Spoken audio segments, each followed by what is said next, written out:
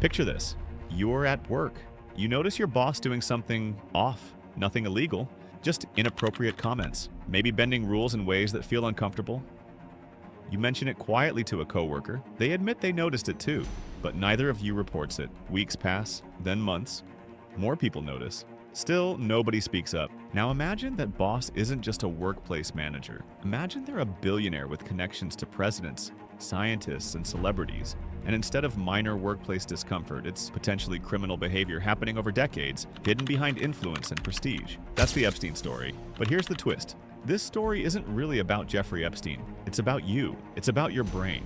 And it's about how the same psychological mechanisms that allowed powerful people to stay silent about serious misconduct operate in your everyday life right now. Silence is often framed as a moral failure or lack of courage, but science shows something far more unsettling. Silence is predictable. It is deeply wired into how human psychology works, influenced by survival instincts and social conditioning that developed long before modern institutions existed. Understanding these mechanisms might completely change how you see power, loyalty, responsibility, and even your own decision-making. Let's break nature's rules. Act 1. The Authority Glitch. In 1961, psychologists at Yale University conducted one of the most disturbing experiments in behavioral science. Participants were told they were helping with a learning study. Their job was simple: administer electric shocks to another participant every time they answered a question incorrectly. Each mistake increased the shock level. At 75 volts, the learner grunted in discomfort. At 150 volts, they screamed and begged for the experiment to stop. At 300 volts, they fell silent and stopped responding altogether. Meanwhile, the researcher calmly instructed participants to continue, repeating phrases like, "The experiment requires that you continue." How many people obeyed instructions all the way to 450 volts? What participants believed could be deadly? 65%. Nearly 2 out of 3 ordinary individuals were willing to deliver what they believed were fatal shocks simply because someone in authority told them to. The shocks were fake, but the emotional stress participants experienced was very real. This became known as the Milgram Experiment, and it revealed something deeply unsettling about human nature. People have an authority override switch. When humans encounter authority signals, prestigious titles, professional uniforms, wealth, institutional reputation, or perceived expertise, the brain automatically shifts decision-making patterns. The dorsolateral prefrontal cortex, responsible for independent reasoning and moral judgment, becomes less active. At the same time, brain regions associated with social compliance and obedience become more engaged. This reaction is evolutionary. For most of human history, obedience increased survival. If a tribal leader warned about danger, questioning authority could create hesitation that resulted in death. Cooperation and obedience were adaptive traits that helped early humans survive unpredictable environments. Now consider elite power networks. Epstein carefully constructed environments filled with authority signals. He donated millions to respected academic institutions, surrounded himself with influential public figures, and hosted gatherings with intellectual elites and decision-makers. These signals triggered automatic trust responses in the human brain. Even when individuals felt discomfort or suspicion, authority bias often overrode skepticism. Social proof reinforced the illusion of legitimacy. This same mechanism explains everyday behavior too. It's why patients hesitate to challenge dismissive doctors, why employees follow unethical instructions from supervisors, why impressive resumes and prestigious affiliations often suppress doubt, even when instincts signal concern. Authority doesn't simply influence behavior, it can neurologically reduce resistance. Act 2. The VIP drug. Think about the last time you received exclusive access, a VIP event, private membership, backstage entry, or insider opportunity. Chances are it felt exciting, validating, and deeply rewarding. That emotional response is dopamine. Dopamine is the brain's reward neurotransmitter. It reinforces behaviors connected to pleasure, achievement, and social validation. Exclusive opportunities trigger dopamine surges, encouraging people to repeat behaviors that maintain access and status. Epstein used exclusivity strategically. Private jets, exclusive social gatherings, invitations to prestigious intellectual circles. Each event reinforced social reward, elite identity, and psychological attachment to his network. Over time, the brain begins forming a powerful psychological equation. Remaining silent equals continued social access and reward. Speaking out equals loss of status, opportunity, and belonging. Neuroscience research shows whistleblowing activates neural pathways similar to addiction withdrawal.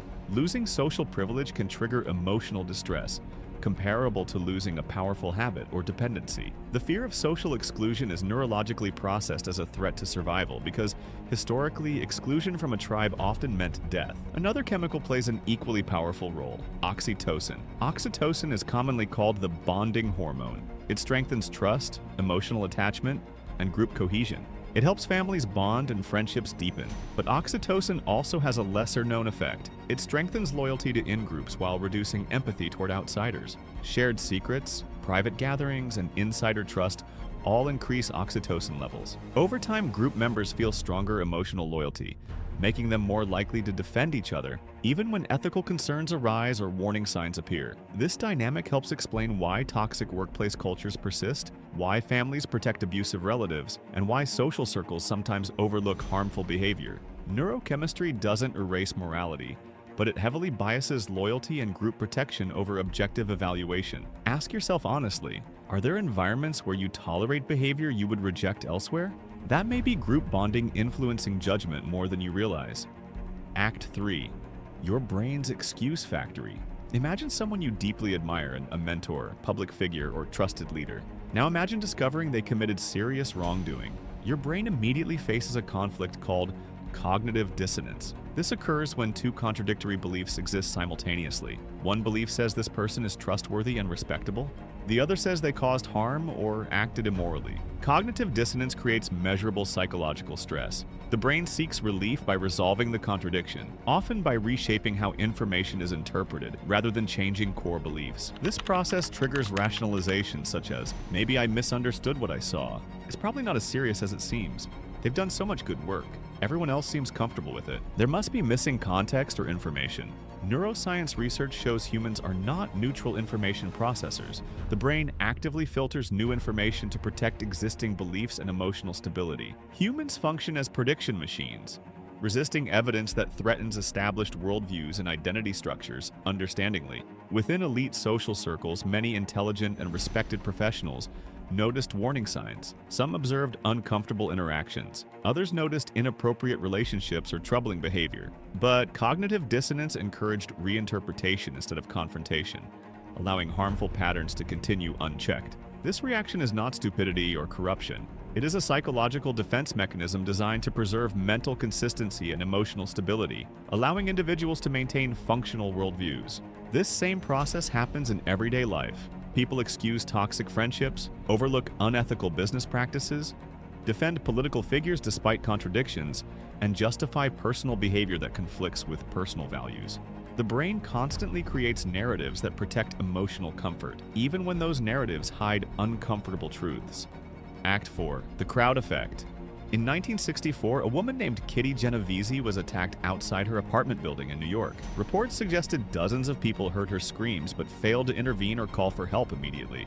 Psychologists later studied the incident and identified predictable behavioral mechanisms explaining why groups sometimes remain inactive during emergencies. The first mechanism is diffusion of responsibility. When multiple witnesses observe a situation, individuals assume someone else will intervene. The larger the group, the weaker each person's sense of personal responsibility becomes. The second mechanism is pluralistic ignorance. People observe others to determine appropriate reactions. If no one else appears alarmed, individuals assume the situation is not serious, even when everyone privately feels concerned. The third mechanism is audience inhibition. People fear embarrassment or social judgment if they misinterpret events. The fear of appearing foolish often feels more immediate than the moral risk of doing nothing. These forces reinforce one another. Everyone waits for someone else to act, assumes others possess more information, and fears standing out or being socially judged. In large social networks, these effects become amplified. Individuals may hold partial knowledge, but no single person sees the entire situation. Each person assumes someone else has greater authority or understanding.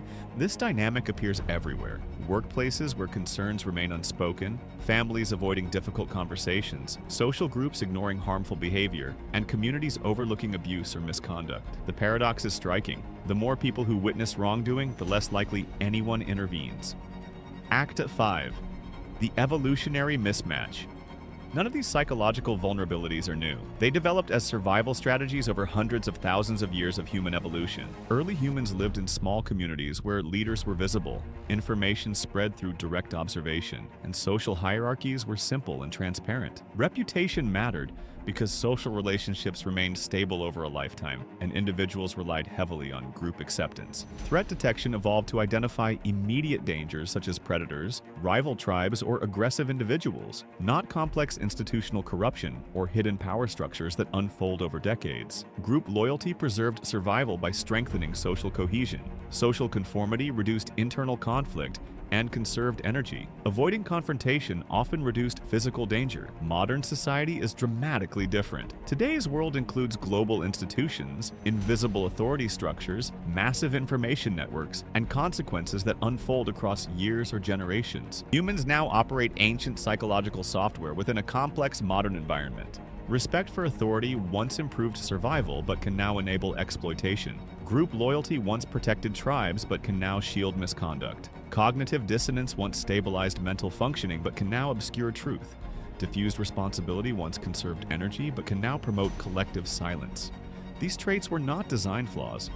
They were adaptive features that became vulnerabilities as human societies evolved faster than human psychology could adjust. Human evolution cannot be rewritten, but awareness provides powerful defense mechanisms. Understanding these vulnerabilities allows individuals and institutions to build safeguards and reduce manipulation. Personal awareness. Recognize emotional loyalty toward individuals or institutions and question whether it is driven by group bonding rather than ethical reasoning. Notice when rationalization begins and ask how you would judge the behavior if it involves someone outside your group or social circle. In group environments, remember diffusion of responsibility. If everyone is silent, action often requires one individual to initiate conversation, even imperfectly or uncertainly. Practice expressing uncomfortable truths in low-stakes situations. Like physical exercise, moral courage strengthens with repetition and experience. Structural solutions. Organizations must design systems that account for human psychology instead of assuming perfect rationality.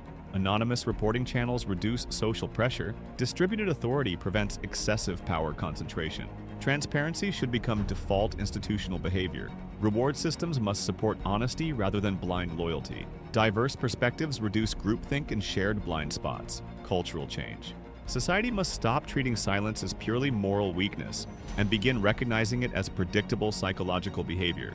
When individuals speak out, recognition should acknowledge the difficulty of overcoming biological and social pressures. Institutional failures should encourage examination of systemic structures that make silence feel safe and rational. The final truth.